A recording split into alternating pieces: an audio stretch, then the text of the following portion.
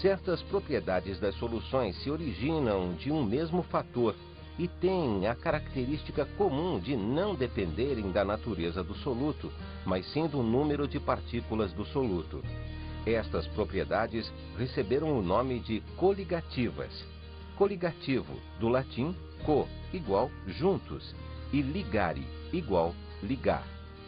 As propriedades coligativas incluem o abaixamento da pressão de vapor do solvente, o abaixamento da temperatura de congelação do solvente, o aumento da temperatura de ebulição do solvente e a pressão osmótica. O estudo sobre as propriedades coligativas das soluções foi apresentado por volta de 1882 pelos químicos Rolodt e Van Hoff, e a partir daí, os químicos puderam contar com um método digno de confiança para a determinação das massas molares dos compostos não voláteis.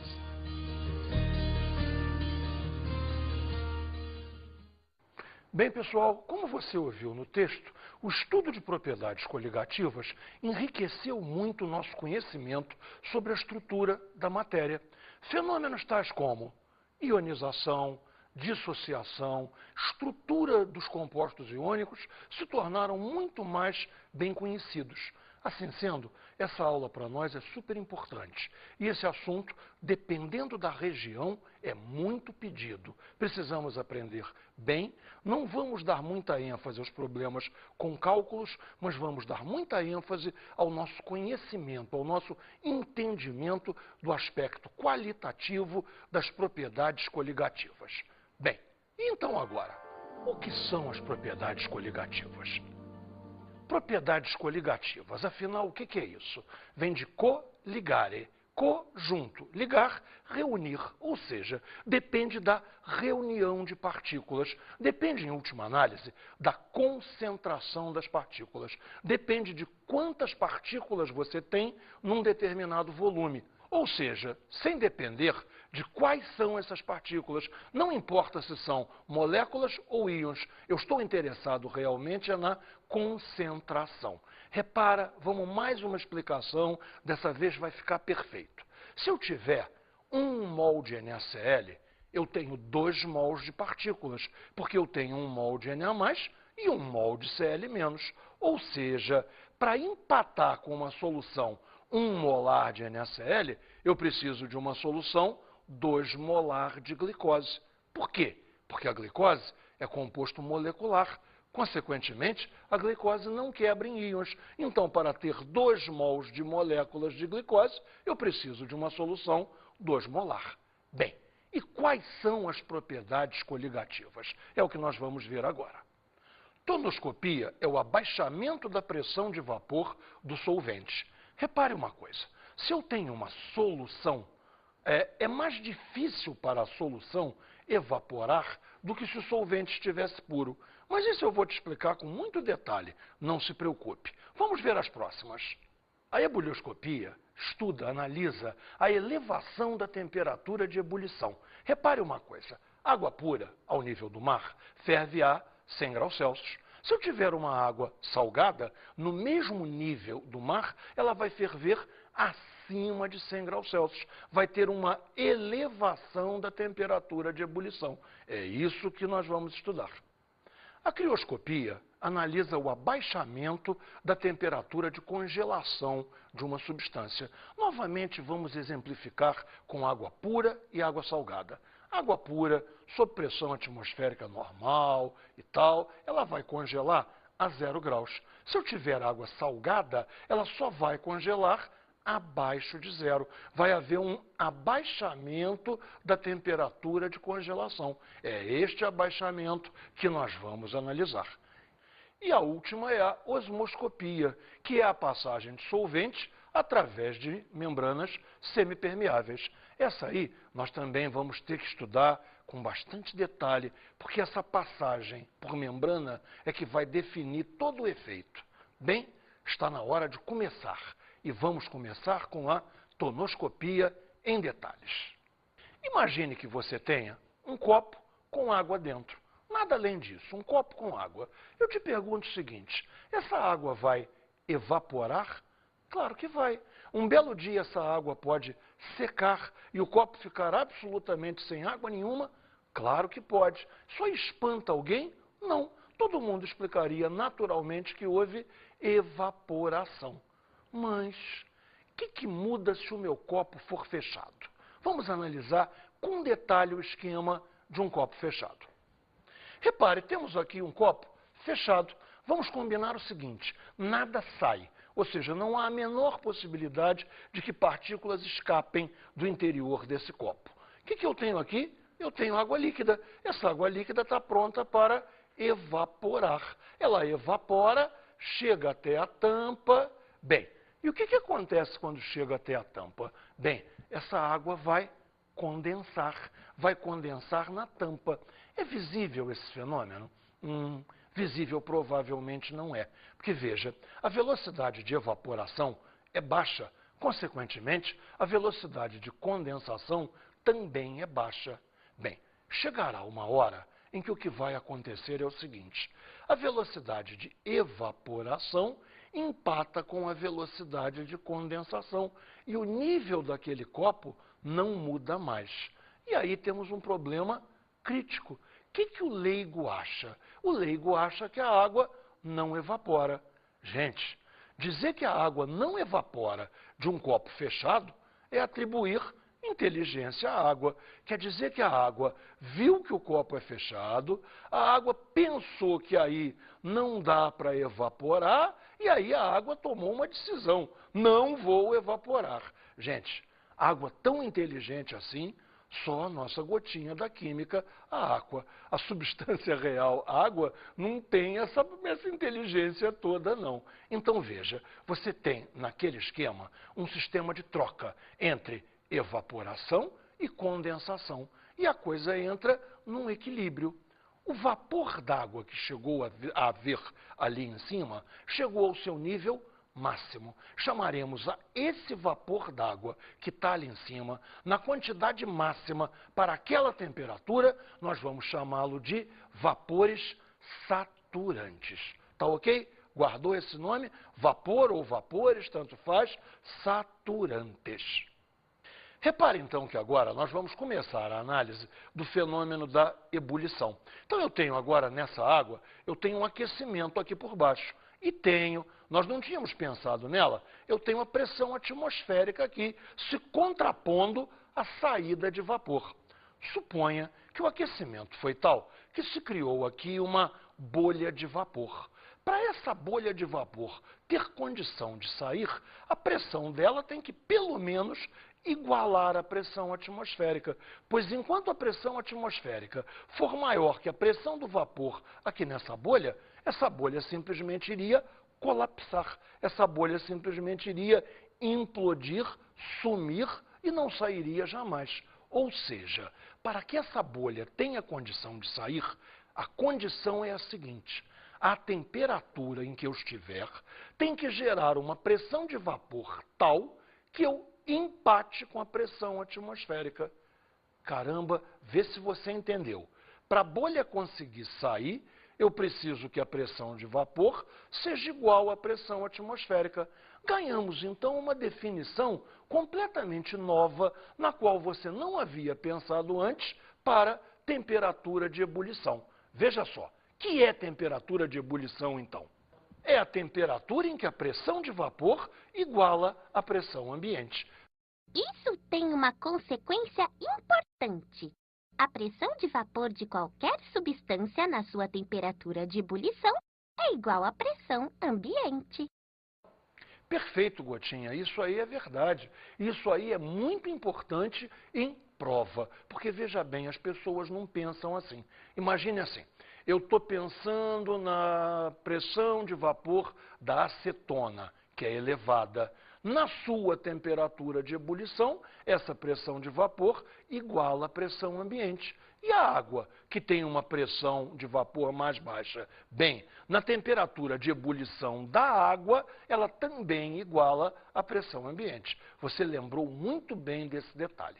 Bom, agora vamos ver direitinho qual é o efeito tonoscópico. Veja, definição de efeito tonoscópico.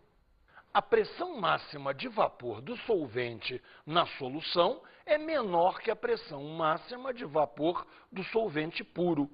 E por que seria assim? É muito fácil você entender por que seria assim. Evaporação depende fundamentalmente de espaço para evaporar. Imagine um pano qualquer, um pano de chão em sua casa, que você molhou, embolou e atirou a um canto. Ele vai permanecer dias molhado. Essa água vai levar muito tempo para evaporar e, consequentemente, o pano vai levar muito tempo para secar. Como é que mamãe pendura a roupa na corda? Ué, ela estica essa roupa na corda. O que nós estamos aumentando? A superfície de contato. Nós estamos dando a chance de que a água evapore muito melhor. Ou seja, tudo vai depender da superfície de contato.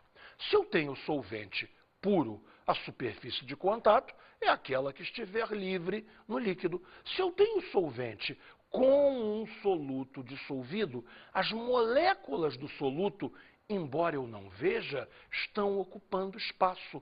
Logo, o espaço superficial do solvente ficou menor. Você sabe por quê? Eu sei. É que as partículas do soluto ocupam espaço na superfície, atrapalhando a evaporação. Muito bem, Gotinha, você está pegando todas. Bem, esse estudo todo, quem matematizou esse estudo foi um químico francês chamado Raoult. Vamos analisar como ele fez uma lei prática relativamente simples para calcular qual é essa diferença entre a pressão de vapor do solvente puro e a pressão de vapor do solvente na solução.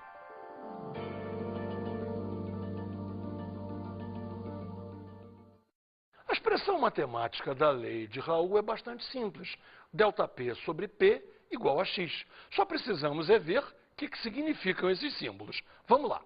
ΔP é a variação, evidentemente uma variação para menos da pressão de vapor do solvente. P é a pressão de vapor do solvente puro. E, finalmente, X é a fração molar do soluto. E se o soluto for iônico? Se o soluto for iônico, nós vamos ter que corrigir. Você lembra do comecinho onde eu te expliquei que se for NaCl, de uma certa maneira ele vale por 2? Na+, Cl-, enquanto que se fosse uma glicose, vale por um só, é a molécula de glicose. Então, precisamos de uma correção para solutos que geram íons. A esta correção chamamos de fator de Van Hoff. Van Hoff é outro químico importantíssimo, é um holandês, e é ele que faz todo o estudo da variação para a lei de Raoult, absolutamente válida para solutos moleculares. Ele cria uma correção para solutos iônicos, criando um fator de Van Hoff, que tem uma fórmula simples e que todo mundo vai ter que saber de cor. Observa lá, I igual a 1 mais N menos 1 alfa. E precisamos comentar o que é cada termo destes. Bem, veja, I é o próprio fator de Van Hoff. Continua a ler. 1 mais N. O que é N?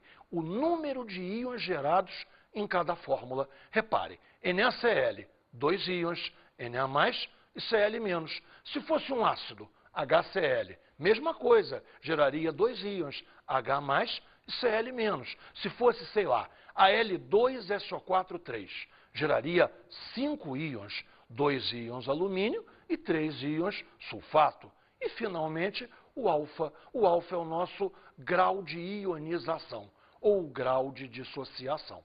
E, finalmente, temos o nosso alfa, que é o grau de ionização, ou dissociação, tanto faz, do soluto. Observe, então, o seguinte. 1 mol de soluto gera I mols de partículas. Observe, então, este é o significado do fator de Van Hoff, o I. 1 mol do soluto gerando I mols de partículas. Temos, então, como corrigir. Suponha que antes a fórmula multiplicava por 1 mol, e agora multiplica por I mols de partículas. Essa é a contribuição fundamental de Van Hoff ao estudo das propriedades coligativas. No caso particular de um soluto iônico, nós vamos considerar o valor de alfa como sendo 1. Então, a fórmula I igual a 1 mais n menos 1 alfa, se esse alfa é 1, fica n menos 1 vezes 1. Então, fica 1 mais n menos 1. 1 mais n menos 1, o I é igual a n, ou seja, suponha de novo, NaCl, 2 íons, então o fator I é 2.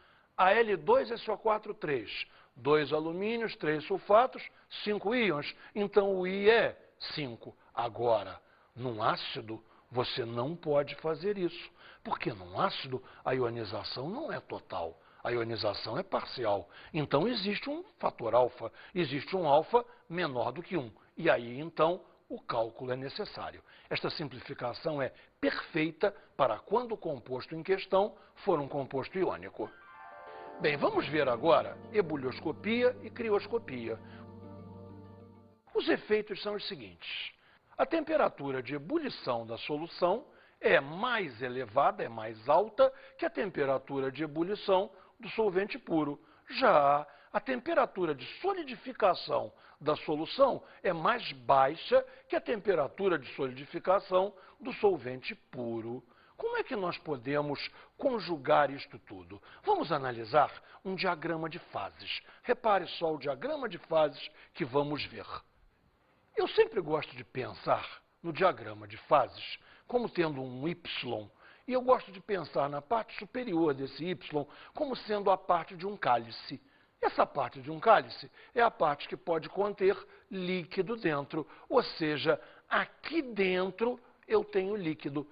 Para cá, eu tenho as temperaturas mais baixas. Se eu tenho temperaturas mais baixas, eu tenho sólido. Enquanto que para cá, eu tenho as temperaturas mais altas, então eu tenho vapor. Considere o Y de dentro, vamos ver assim. Esse Y interno é o da água. Então, repare, na pressão de 760 milímetros de mercúrio, a temperatura de solidificação da água é 0 graus Celsius. Enquanto que na mesma pressão de 760 milímetros de mercúrio, a temperatura de ebulição da água é 100. 0 e 100. Ou seja, 0 e 100. Os valores aqui você está super acostumado a ver.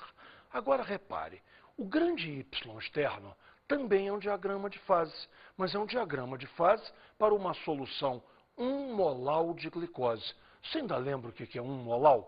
1 mol de soluto para 1000 gramas, ou seja, 1 quilograma de solvente. No nosso caso, naturalmente, o solvente é a água, ou seja, solução 1 molar de glicose. Eu tenho 1 mol de glicose para 1 quilograma, 1000 gramas de água. Vamos ver como é que fica o diagrama de fases para os respectivos pontos de fusão e ebulição.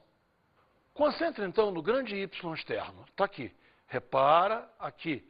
Na temperatura de 760, eu vou procurar pelo meu ponto de ebulição. Encontrei aqui a 100,52. Ou seja, a água fervia a 100. A solução 1 molar de glicose ferve a 100,52. Ou seja, uma solução 1 molar de glicose em água ferve 0,52 graus Celsius acima do ponto de ebulição da água pura. Voltando ao gráfico, na temperatura de 760, a temperatura de congelação da solução será 1,86 abaixo de zero, menos 1,86. Ou seja, não congela a zero, e sim a 1,86 graus abaixo de zero. Ou seja, uma solução 1 molar de glicose em água congela 1,86 graus Celsius abaixo do ponto de solidificação da água pura. E se a solução for 2 molar? Não há problema nenhum, o cálculo é super simples.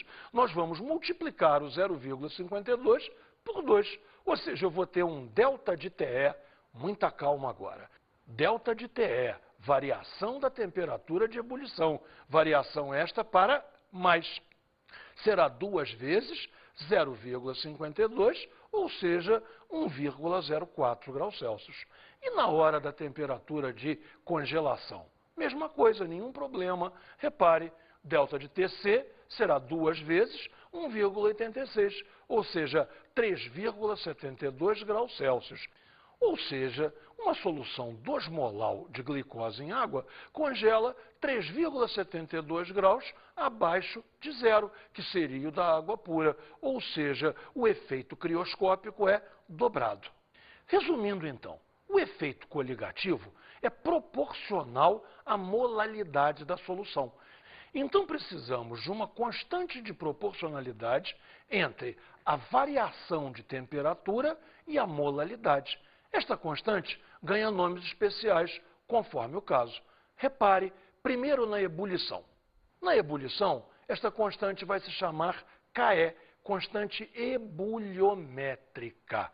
Essa constante é uma característica de cada solvente.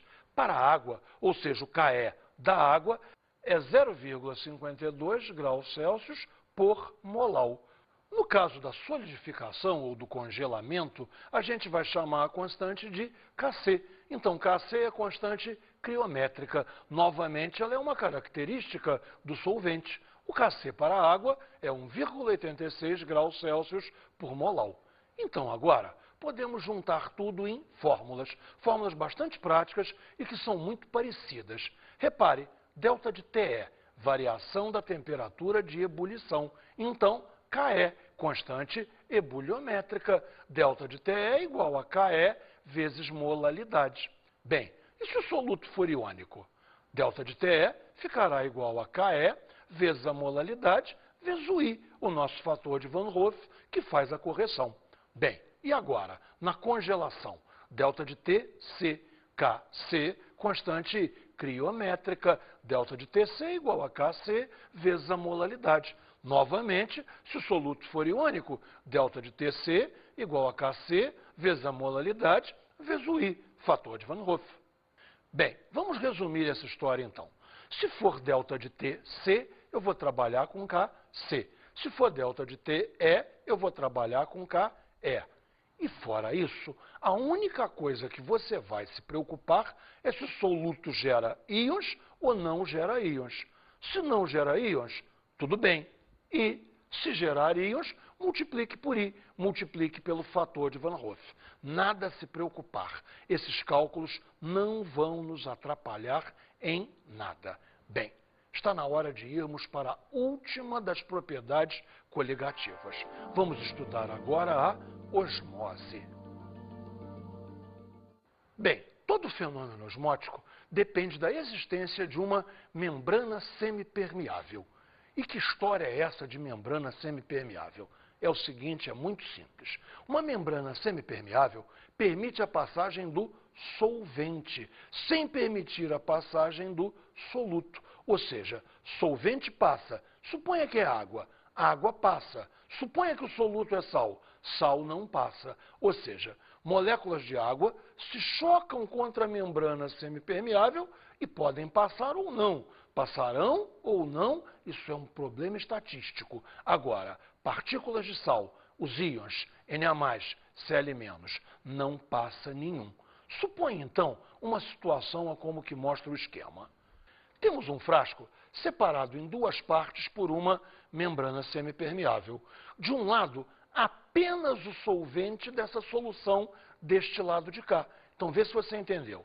Aqui é, por exemplo, água com sal. Vamos pensar em água com glicose. E desse lado eu tenho apenas água. Veja, moléculas de água batem aqui, moléculas de água batem aqui também. E, ocasionalmente, passam ou não passam. Mas moléculas de glicose não existem aqui. Só existem moléculas de glicose aqui. As moléculas de glicose se chocam e não passam. As moléculas de água podem passar, tanto por aqui quanto por aqui.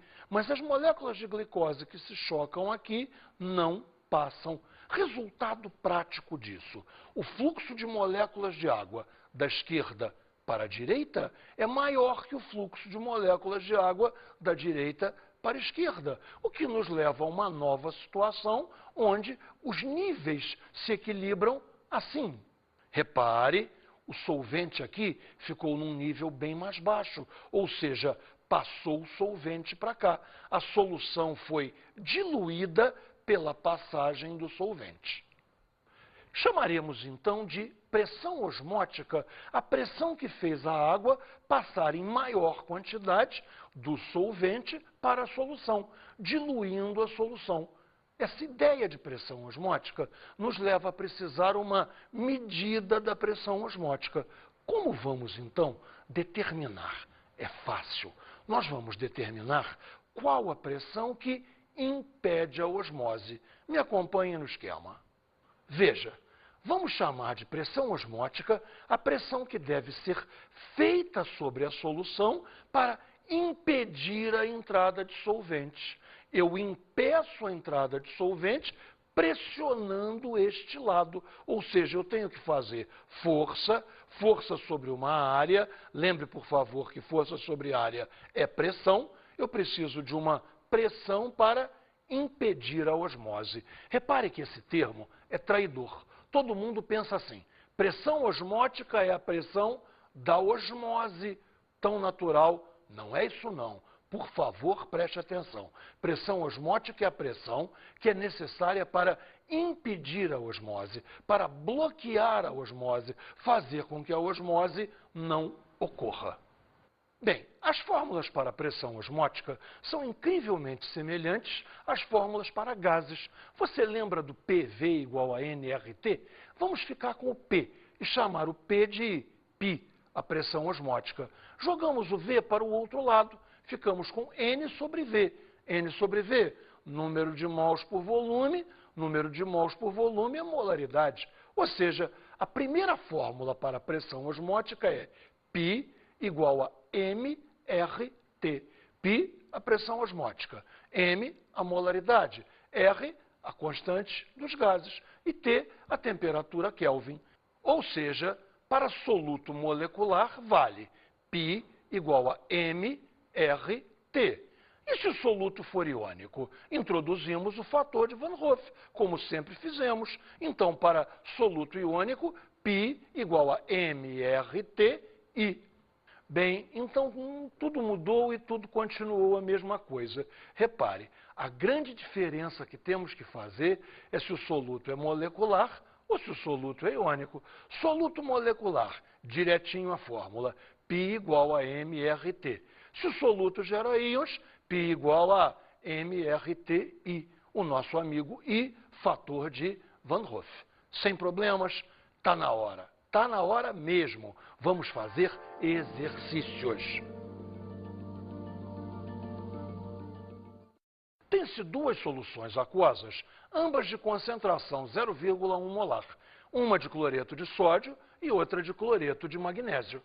Diga se as afirmativas a seguir são verdadeiras ou falsas. Bem, observe. As duas soluções são uma de cloreto de sódio, NaCl, e a outra de cloreto de magnésio, MgCl2. Observe bem, o número de íons gerados é diferente. NaCl gera 2 íons, então o nosso I, fator de Van Hoff, será 2. Para o cloreto de magnésio, MgCl2, são 3 íons, 1 de magnésio e 2 de cloro, 2 de cloreto, ou seja, 3 íons ao todo, então o I, o fator de Van Hoff, será 3. E agora vamos então analisar as frases pensando desta maneira. A solução de cloreto de magnésio é melhor condutora de eletricidade. Claro que sim. A solução de cloreto de magnésio tem mais íons, consequentemente tem uma concentração de íons maior, o que faz com que a condutividade elétrica seja melhor. As soluções têm a mesma normalidade. Mesma normalidade? Claro que não. NaCl, X é 1. MgCl2, X é 2. Então, a solução de NaCl será 0,1 normal, enquanto que a solução de cloreto de magnésio será 0,2 normal. Logo, as normalidades são diferentes. A solução de cloreto de sódio congela a uma temperatura inferior à da solução de cloreto de magnésio. Bem, vamos analisar. Quem é que tem o I maior? O cloreto de magnésio, no qual o I vale 3. Então, no cloreto de magnésio, o efeito crioscópico é maior. Logo, a solução congela a uma temperatura menor. Claro, o efeito é mais intenso. Vai ter um delta de Tc maior. Logo, o congelamento vai ser numa temperatura mais baixa. Para o cloreto de magnésio e não para o cloreto de sódio. A afirmação está errada. As soluções apresentam a mesma pressão osmótica. Claro que não. O I é diferente. O I é diferente para o NaCl e para o MgSl2. Numa I é 2, na outra I é 3. Claro que a pressão osmótica não é igual. Os pontos de ebulição das duas soluções são iguais aos da água pura. Essa aí, só rindo. Seriam iguais aos da água pura se não existissem as propriedades coligativas. Ou seja, se nada do que nós estudamos nessa aula valesse. Claro que não, a afirmativa chega a ser engraçada. Vamos então a um último exercício que extraímos de uma prova do ITA. Temos 3 soluções de açúcar em água, 1, 2 e 3. As soluções 1 e 3 são postas em copos distintos. Com a solução 2, enchemos 2 saquinhos de celofane em forma de envoltório de salsicha. Os saquinhos são suspensos por um fio nos 2 copos, conforme mostra o esquema. Os saquinhos não vazam, todavia, seu conteúdo muda de volume conforme assinalado no desenho. Qual a ordem crescente de concentração das soluções? Observe comigo no desenho. 2 vazou para 1. O saquinho murchou, ou seja, passou água da solução 2 para a solução 1. A solução 2 está tentando diluir a solução 1. Logo, 1 é mais concentrada que a 2. Aqui observe, passou água de 3 para 2. 3 está diluindo a 2. Quer dizer que a 2 é mais concentrada do que a 3. Se a 2 é mais concentrada do que a 3, qual é a ordem geral? 1, depois 2, finalmente 3. Ou seja, 1 é a solução mais concentrada de todas. 3 é a solução mais diluída de todas. Vamos então agora às nossas dicas de estudo.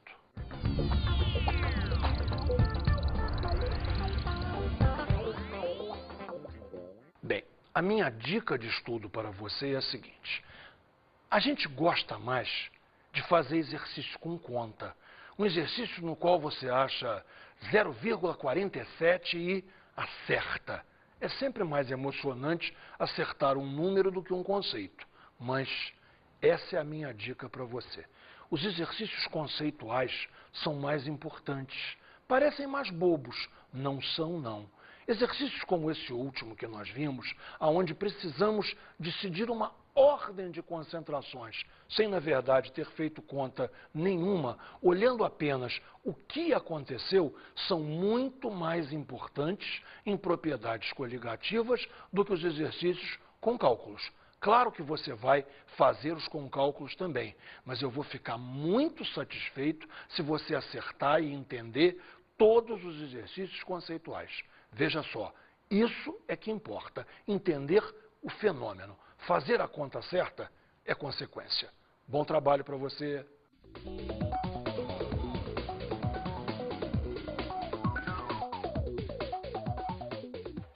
O tema da aula de hoje foi propriedades coligativas. Vimos as seguintes propriedades coligativas: a tonoscopia, a ebulioscopia, a crioscopia e, por último, a osmoscopia, conhecida genericamente por osmose. Bons estudos!